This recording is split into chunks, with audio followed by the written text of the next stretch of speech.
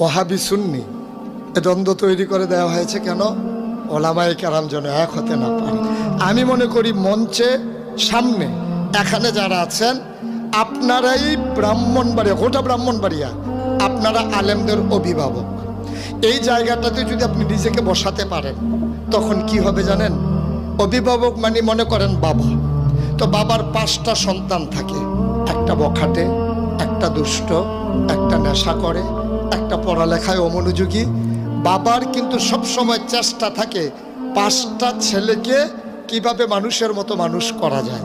তো আপনি যদি ব্রাহ্মণবাড়িয়ার অভিভাবক হন, কেউ আপনাকে বিরক্ত করবে, কেউ দুষ্টামি করবে, কেউ ইসলাম নিয়ে কটাক্ষ করবে, কেউ ইসলামী আন্দোলন নিয়ে মস্কারা করবে। আপনি না অভিভাবক, আপনার দায়িত্ব হলো 5 সন্তানকে মানুষ করা। তাহলে এখানে সুন্নি থাকবে, এখানে কওমি থাকবে, সবাইকে অভিভাবকত্বের জায়গা